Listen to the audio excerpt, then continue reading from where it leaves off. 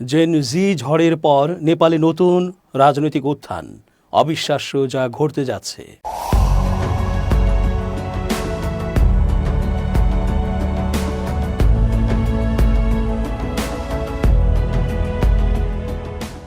আসসালামু আলাইকুম প্রিয় দর্শক, আমন্ত্রণ আজকের আলোচনায়।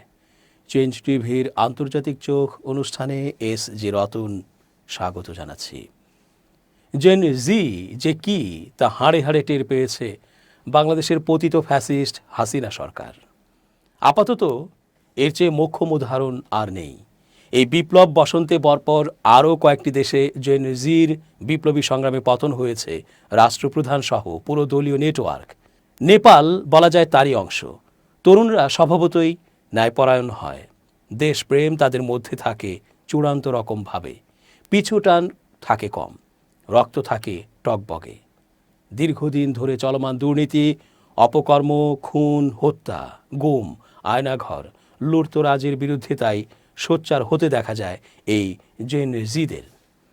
জেন জি ঝড়ে নেপালে কিছুদিন আগেই বিরাট পরিবর্তন সাধিত হয়েছে প্রশাসনে। এবার আরেক বিজয়ের পালা। নেপালের আসন্ন সংসদ নির্বাচনে নাটকীয় মোড় নিয়ে হাজির হয়েছেন কাঠমান্ডুর জনপ্রিয় মেয়র বলেন্দ্র শাহ। তিনি ভক্তদের কাছে বালেন নামেই বেশি পরিচিত। সাবেক এই র্যাপার ও কম্পোজার এবার দেশটির প্রধানমন্ত্রী হওয়ার লক্ষ্য নিয়ে রবি লামিসানের নেতৃত্বাধীন রাষ্ট্রীয় স্বতন্ত্র পার্টির অর্থাৎ আরএসপি পার্টির সাথে জোটবদ্ধ হয়েছেন। সোমবার দলীয় কর্মকর্তা ও বিশ্লেষকরা জানিয়েছেন, আগামী 5 মার্চের নির্বাচনে আরএসপি জয়লাভ করলে 35 বছর বয়সী বালেনই হবেন নেপালের পরবর্তী প্রধানমন্ত্রী।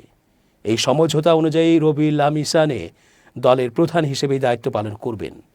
নেপালের দীর্ঘ 3 দশকের প্রথাগত রাজনৈতিক কাঠামোকে বড় চ্যালেঞ্জের মুখে ঠেলে দিয়েছে এই নতুন জোট।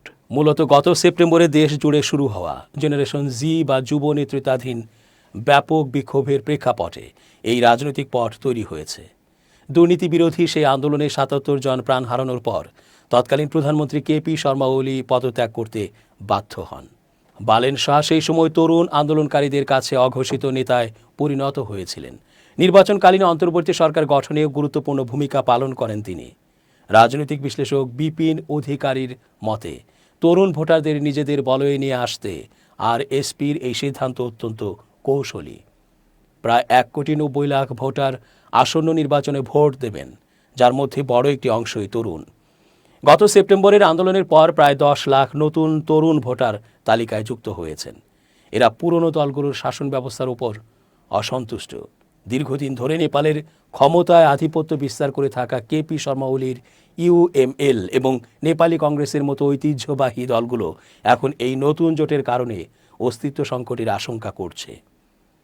গত 2025-এর সেপ্টেম্বরে দেশ জুড়ে তরুণদের নেতৃত্বে সংঘটিত জেন জি আন্দোলনের মুখে তৎকালীন প্রধানমন্ত্রী কেপি শর্মা ওলির পদত্যাগের পর নেপালের রাজনীতিতে যে শূন্যতা তৈরি হয়েছে, এই নতুন রাজনৈতিক সমীকরণ তা আরও স্পষ্ট করেছে।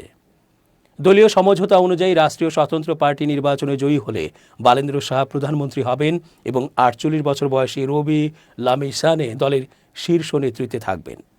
সেপ্টেম্বরের গণ আন্দোলনে উত্থাপিত দুর্নীতি বিরোধী ও সংস্কারমূলক দাবিগুলো বাস্তবায়নের অঙ্গীকার করেছেন এই দুই নেতা।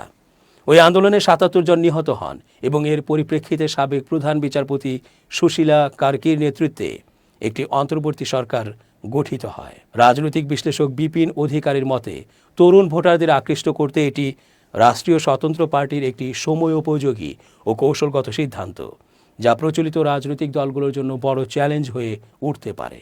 নেপালে নির্বাচন কমিশনের তথ্য অনুযায়ী প্রায় 3 কোটি জনসংখ্যার দেশটিতে এবারের নির্বাচনে ভোটার সংখ্যা প্রায় 1,90,00,000। সেপ্টেম্বরের বিক্ষোভের পর ভোটার তালিকায় নতুন করে যুক্ত হয়েছেন প্রায় 10 লাখ মানুষ, যাদের বড় অংশই তরুণ। এই তরুণদের কাছে বালেন্দ্র শাহ একজন প্রতীকী ব্যক্তিত্ব হিসেবে পরিচিত। আন্দোলনের সময় সামাজিক যোগাযোগ মাধ্যমে তার সক্রিয় ভূমিকা তাকে ব্যাপক জনসমর্থন এনে দেয়। যদিও সমালোচকদের একাংশের দাবি, আন্দোলনের সময় তিনি সরাসরি মাঠে খুব বেশি উপস্থিত ছিলেন না এবং মূলত আড়াল থেকেই নেতৃত্ব দিয়েছেন। তবুও কাঠমান্ডুর মেয়র হিসেবে তার প্রশাসনিক জনপ্রিয়তা এবং একজন র্যাপার হিসেবে সাংস্কৃতিক পরিচিতি তাকে সাধারণ মানুষের কাছে আলাদা গ্রহণযোগ্যতা দিয়েছে। গত 3 দশক ধরে নেপালের রাজনীতিতে প্রভাব বিস্তার করে আসছে কেপি শর্মা ওলির নেতৃত্বাধীন কমিউনিস্ট পার্টি ইউএমএল এবং নেপালি কংগ্রেস। তবে এবারে নির্বাচনে বালেন্দ্র শাহ ও রবি লামিসানের জোট এই দুই প্রতিষ্ঠিত রাজনৈতিক শক্তির জন্য বড় চ্যালেঞ্জ হয়ে উঠতে পারে বলে মনে করছেন পর্যবেক্ষকেরা। যদিও দুর্নীতি বিরোধী অবস্থানের জন্য পরিচিত রবি লামিসানে বর্তমানে সমবায় তহবিল অপব্যবহারের একটি মামলায় জামিনে রয়েছেন। অন্যদিকে নেপালি কংগ্রেসের মুখপাত্র প্রকাশ শরণ মাহাত এই জোটকে গুরুত্ব দিতে অনাগ্রহ প্রকাশ করেছেন। রয়টার্সকে দেয়া বক্তব্যে তিনি বালেন্দ্র শাহ ও রবি লামিসানেকে বিতর্কিত নেতা আখ্যা দিয়ে বলেন, শেষ পর্যন্ত ভোটাররা অভিজ্ঞ ও পুরনো রাজনৈতিক দলগুলোকেই বেছে নেবে। 2025 সালের সেপ্টেম্বরে নেপালে সামাজিক যোগাযোগ মাধ্যম বন্ধের প্রতিবাদ ও দুর্নীতির বিরুদ্ধে কাঠমান্ডুতে বিক্ষোভ করেছিল তরুণ প্রজন্ম। কর্মসূচির এক পর্যায়ে আইনশৃঙ্খলা রক্ষাকারী বাহিনীর বাধা উপেক্ষা করে দেশটির পার্লামেন্টে ঢুকে পড়ে ছাত্র জনতা। জেন জি নেতৃত্বাধীন এই আন্দোলনে পুলিশের নির্বিচার গুলিতে অন্তত 19 জন সে সময়েই নিহত হয়েছিল। আইনশৃঙ্খলা বাহিনীর দমন পীড়নে বিক্ষোভ ছড়িয়ে পড়ে দেশ জুড়ে। তাদের এই কর্মসূচিতে সংহতি জানিয়েছিল দেশটির প্রখ্যাত শিল্পী ও বিনোদন জগতের তারকারা। তরুণদের দাবিকে গণমানুষের দাবি আখ্যা দিয়ে সাধারণ মানুষও বিক্ষোভে অংশ নেন। চাপের মুখে দাবি মেনে নেয়ার কথা ভাবছিল সরকার। নেপালের সংবাদ মাধ্যম কাঠমান্ডু পোস্টের প্রতিবেদনে বলা হয়েছিল, সামাজিক যোগাযোগ মাধ্যম বন্ধের প্রতিবাদ ও সরকারি দুর্নীতি বন্ধের দাবিতে শুরু হওয়া বিক্ষোভ রাজধানী কাঠমান্ডু ছাড়াও পোখরা, বুটুয়াল, বিরাটনগর, জনকপুর, হেতৌদা, নেপালগঞ্জ, ভৈরহাওয়া, ভরতপুর, ইটাহারি, দামাক সহ দেশটির বিভিন্ন শহরে ছড়িয়েছে। স্থানীয় সংবাদ মাধ্যমে বলা হয়েছিল, রাজধানীর নিউ বানেশ্বরে প্রথম বিক্ষোভ শুরু হয়। পরে সহিংসতা ছড়িয়ে পড়লে রাজধানীতে কারফিউ জারি করা হয়। কাঠমান্ডুর সরকারি হাসপাতালগুলো 17 জনের মৃত্যুর তথ্য সে সময়ে নিশ্চিত করেছিল। এছাড়া ইটাহারির সুনসারিতে গুলিবিদ্ধ হয়ে 2 জন নিহত হবার খবরও সে সময় পাওয়া গিয়েছিল।